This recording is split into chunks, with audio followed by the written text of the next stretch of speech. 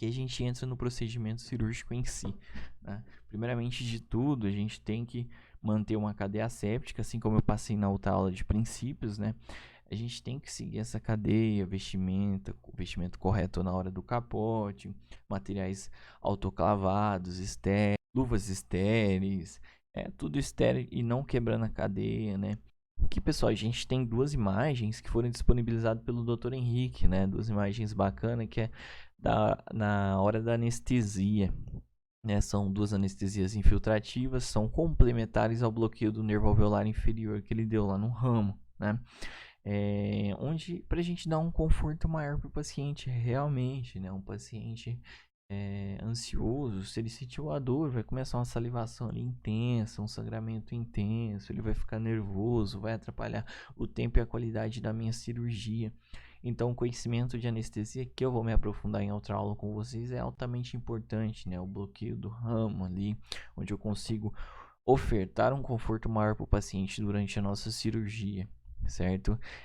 Que a gente vê o ramo, né, do nervo alveolar, né, que tem o nervo alveolar inferior, suas ramificações. Isso eu vou me aprofundar mais em outra aula, uma aula mais voltada para anestesiologia, mas para vocês entenderem, além da cadeia séptica, né, a gente inicia então a nossa cirurgia sempre com anestesia, entendeu? Principalmente em dente permanente, altamente indicada o bloqueio do nervo todo, tá?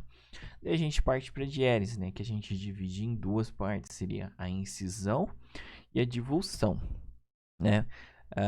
Aqui a gente tem um exemplo de um paciente do Dr. Fabiano, onde eu pude estar acompanhando e tirei a foto de uma incisão sucular, certo?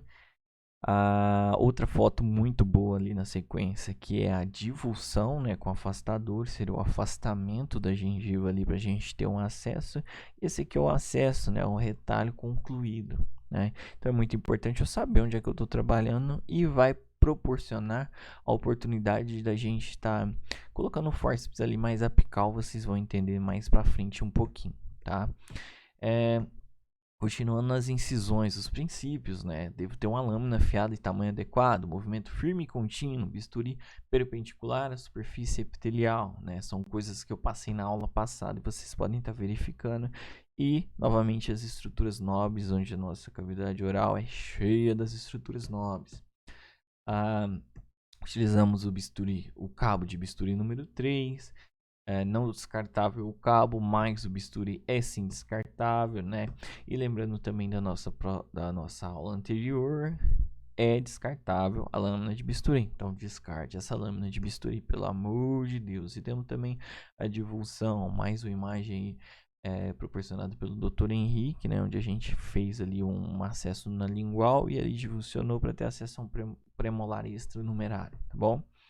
Para a parte de exérese, né, que é a remoção do elemento dentário, temos o forceps, né, e também temos esses aqui são os forceps, também temos as alavancas, né, cada uma indicada para algum momento.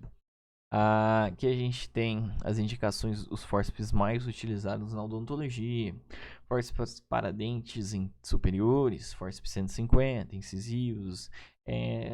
Achei uma coisa melhor para estar passando para vocês, né? O Dr. Thiago Bucomaxilofacial, né? No Instagram dele postou, aconselho vocês a estar seguindo porque é muito interessante. Eu faço parte do cursinho que ele disponibiliza ali para um cursinho preparatório para bucomaxila, né? É muito interessante essa imagem que ele postou tem muito tempo, mas é muito didática, né? Aqui a gente tem, por exemplo, o forceps número 1, indicado para incisivos e caninos superiores, né? Ele colocou amarelinho aqui, só você olhar lá o forceps como é o formato dele. E aqui tá o dente, caninos superiores, vermelhinho aqui, vermelhinho no dente, né? Premolares, temos aqui também o conhecido como chifre de boi, número 16, molares inferiores de ambos os lados, né? Tá em verdinho, muito interessante esse forceps também, muito utilizado, e principalmente o 69 também é muito utilizado, o 69, né, para fragmentos e raízes superiores e inferiores, né, um dente que está fraturado, um dente que passou por um tratamento odontológico, mas não sobreviveu, indicado o uso desse forceps, né, eu vou deixar essa imagem aí disponível, o link para vocês estarem vendo, é muito interessante, tá? Os princípios para remoção com forceps, o forceps ele deve ser intruído, né? Deve ser intruído no alvéolo para que o fulcro da nossa força seja o mais apical possível, para que não haja a fratura aqui da parte apical. Quando essa parte apical fratura, a nossa cirurgia enrola um tempinho bom, né? E aqui a gente tem a força de pêndulo. Aqui, quando eu movo a minha coroa, a minha parte aqui mais coronária para vestibular, faz uma força ali no alvéolo para a parte palatina e vice-versa, né? Eu vou fazendo esse pêndulo. Que a gente tem um exemplo, né? Como seria se eu pegasse mais coronal e não tão apical quanto está aqui, o máximo apical, que seria o certo. Ó, a minha linha, a minha força aqui, meu fulcro, que deveria ser aqui mais ou menos, onde evitar quebrar, né? É mais em cima, mais coronal. E a parte apical, né? Por ser mais fraca, mais fina, acaba que ela fratura.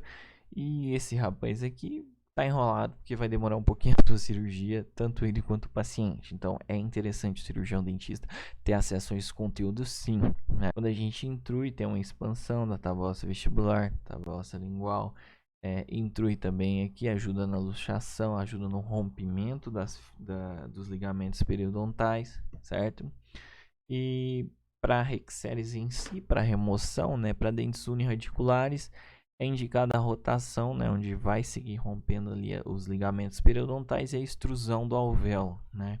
Rodei, puxei, tranquilo. E para dentes birradiculares, né, que a gente tem a luxação, mesma coisa, a gente faz a intrusão, causa um abalamento aqui no alvéolo, né, na tábua óssea vestibular, tábua óssea palatina lingual, intrui, rompe essas no movimento pendular, a gente rompe os ligamentos periodontais e não pode rodar, porque senão fratura as raízes, né? Que tem um exemplo daquele mesmo paciente que eu passei para vocês, do Dr. Fabiano, né? A gente com forceps colocou mais apical possível, pegou, fez os movimentos de luxação e extrusão, tá? E temos também as alavancas, pessoal. As alavancas aqui é o princípio da alavanca, né? Uma alavanca de primeira classe transforma uma força pequena em um grande movimento.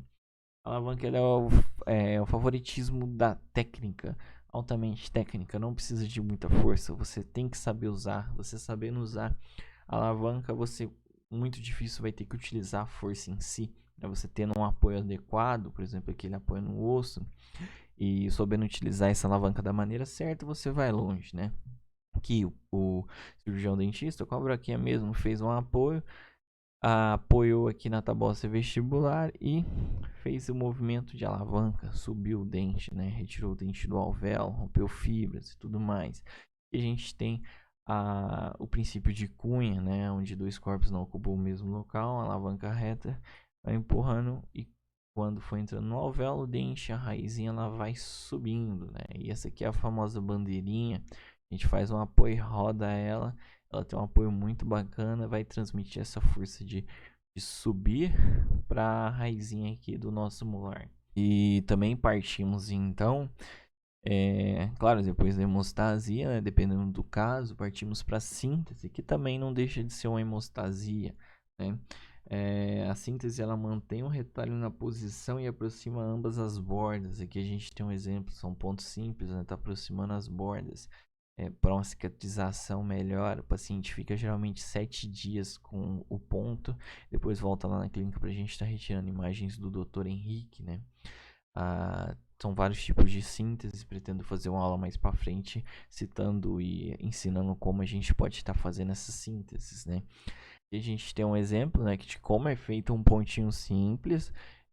As imagens são bem ilustrativas, né, e mostra o que está acontecendo, né? Que vocês podem ver o início, passou, pegou com a pinça, depois passou na parte vestibular, né? Depois pegou de novo, e aqui é o nó em si do ponto simples, né? Com a pinça, ele enrola o fio na pinça, ele vai pegar esse fio aqui com a pinça e vai puxar, fechando ali, né? Promovendo a aproximação das bordas, certo? Ali vai ter uma cicatrização, vai segurar o coágulo, por isso ele ajuda na hemostasia, certo, pessoal? Então essa daqui foi a nossa aula de hoje, tá? Ainda seguimos nos princípios, mas cada vez mais nós vamos nos aprofundando no conteúdo. Então, se você chegou até aqui e viu a nossa aula, agradeço a vocês, tá bom? Muito obrigado.